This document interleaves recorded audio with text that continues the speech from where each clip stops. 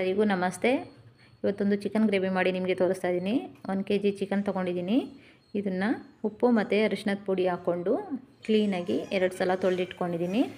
ತದನಂತರ ಇದು ಬೇಕಾದಂಥ ಪದಾರ್ಥಗಳು: ಅರ್ಧ ಸ್ಪೂನಷ್ಟು ಚಕ್ಕೆ ಪುಡಿ, ಅರ್ಧ ಸ್ಪೂನಷ್ಟು ಅರಿಶಿನದ ಪುಡಿ, 1 ಟೊಮೊಟೊ ಮತ್ತು 2ರಿಂದ 3 ಸ್ಪೂನಷ್ಟು ಧನಿಯಾ ಪೌಡ್ರ್ ಬೇಕು.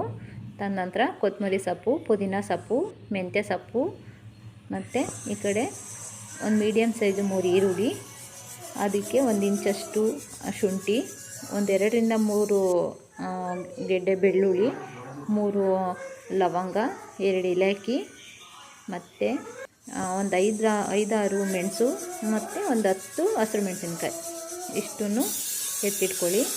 ನಂತರ ಮಿಕ್ಸಿ ಜಾರ್ ಒಳಗಡೆ ಈರುಳ್ಳಿ, ಬೆಳ್ಳುಳ್ಳಿ, ಶುಂಠಿ, ಲವಂಗ, ಮೆಣಸು, ಏಲಕ್ಕಿ, ಹಸಿರು ಮೆಣಸಿನ್ಕಾಯಿ ಮತ್ತು ಚಕ್ಕೆ ಪೌಡ್ರ್ ಇರುತ್ತಲ್ಲ ಅದು, ಅರಿಶಿನದ ಪುಡಿ ಮತ್ತು ಸ್ವಲ್ಪ ಕೊತ್ತಂಬರಿ ಸೊಪ್ಪು ಇಷ್ಟನ್ನು ಕೂಡ ಹಾಕ್ಕೊಂಡು ಮಿಕ್ಸಿ ಮಾಡಿ ಇಟ್ಕೊಳ್ಳಿ.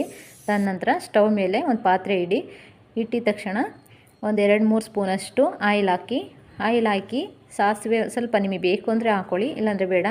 ಸಾಸಿವೆ ಹಾಕ್ಕೊಂಡ ನಂತರ ಅದು ಚಿಟಪಟ ಅಂದ ತಕ್ಷಣ ಇಲ್ಲಿ ರುಬ್ಬಿ ಏನು ಇಟ್ಕೊಂಡಿರ್ತೀವಿ ಮಸಾಲೆ, ಅದರಲ್ಲಿ ಒಂದು 3-4 ಸ್ಪೂನ್ ಮಾತ್ರ ಮಸಾಲೆನ ಹಾಕ್ಕೊಂಡು ಚೆನ್ನಾಗಿ ಫ್ರೈ ಮಾಡಿ. ಅದೊಂದು ಸ್ವಲ್ಪ ಎಣ್ಣೆ ಬಿಟ್ಕೊಳ್ಳೋಂತ ನೋಡಿ. ಎಣ್ಣೆ ಬಿಟ್ಕೊಂಡ ನಂತರ ಚಿಕನ್ ಏನಿರುತ್ತೆ ಚಿಕನ್ ಎಲ್ಲ ಹಾಕಿ ಮಿಕ್ಸ್ ಮಾಡಿಕೊಂಡು ಅದೊಂದು 2 ನಿಮಿಷ ಫ್ರೈ ಮಾಡಿದ ಮೇಲೆ ನಿಮಗೆ ರುಚಿಗೆ ಎಷ್ಟು ಬೇಕೋ ಅಷ್ಟು ಉಪ್ಪನ್ನು ಅದರೊಳಗಡೆ ಬೆರೆಸಿ ಹಾಕ್ಕೊಂಡು ಮಿಕ್ಸ್ ಮಾಡಿ, ಉಪ್ಪು ಎಲ್ಲ ಹಾಕಿ ಮಿಕ್ಸ್ ಮಾಡಿ ಒಂದು 5ರಿಂದ 10 ನಿಮಿಷ ಅದನ್ನು ಬೇಯೋಕ್ಕೆ ಅಂತ ಬಿಟ್ಬಿಡಿ. ಈ ಕಡೆ ಬನ್ನಿ, ಈ ಕಡೆ ಸ್ಟವ್ ಮೇಲೆ ಪಾತ್ರೆ ಇಟ್ಟಿದ ನಂತರ ಅದಕ್ಕೆ ಧನಿಯಾ ಪೌಡ್ರ್ ಏನಿರುತ್ತೆ ಧನಿಯಾ ಪೌಡ್ರ್ ಹಾಕ್ಕೊಂಡು ಅದು ಬ್ರೌನ್ ಕಲರ್ ಬರೋ ತನಕ ಫ್ರೈ ಮಾಡ್ಕೋಬೇಕು. ಬ್ರೌನ್ ಕಲರ್ ಬಂದಮೇಲೆ ಅದನ್ನು ಎತ್ತಿಟ್ಕೊಂಡು ಬೇರೆ ಪಾತ್ರೆಗೆ ಹಾಕ್ಕೊಳ್ಳಿ. ಈ ಕಡೆ ಫ್ರೈ ಆಗ್ತಿದೆಯಲ್ಲ ಚಿಕನ್ನು, ನೋಡೋಣ ಬನ್ನಿ.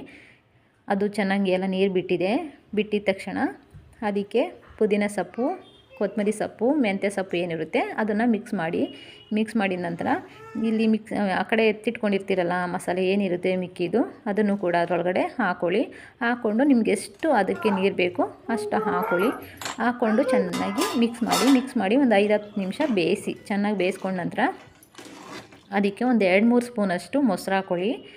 ಆಮೇಲೆ ತದನಂತರ ಒಂದು ಟೊಮೊಟೊ ಇಟ್ಕೊಂಡು ಹಚ್ಚಿಟ್ಕೊಂಡಿರ್ತೀರಲ್ಲ ಅದನ್ನು ಕೂಡ ಅದಕ್ಕೆ ಮಿಕ್ಸ್ ಮಾಡಿಕೊಂಡು ಒಂದು 2 ನಿಮಿಷ ಅದನ್ನು ಕೂಡ ಬೇಯಿಸ್ಕೊಂಡ ತಕ್ಷಣ ಈ ಕಡೆ ನಾವು ಫ್ರೈ ಮಾಡಿ ಇಟ್ಕೊಂಡಿರ್ತೀವಲ್ಲ ಧನಿಯಾ ಪೌಡ್ರು ಅದನ್ನು ಹಾಕಿ 2 ನಿಮಿಷ ಚೆನ್ನಾಗಿ ಫ್ರೈ ಮಾಡಿ ನೋಡಿ.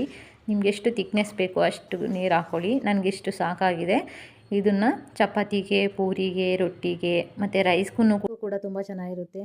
ಈ ವಿಡಿಯೋ ನಿಮಗೆ ಇಷ್ಟ ಆದಲ್ಲಿ ಲೈಕ್ ಮಾಡಿ, ಶೇರ್ ಮಾಡಿ, ಸಬ್ಸ್ಕ್ರೈಬ್ ಮಾಡಿ, ನನ್ನ ಯೂಟ್ಯೂಬ್ ಚಾನಲ್ಗೆ ಸಪೋರ್ಟ್ ಮಾಡಿ ಅಂತ ಕೇಳ್ಕೊಳ್ತೀನಿ. Thank you friends.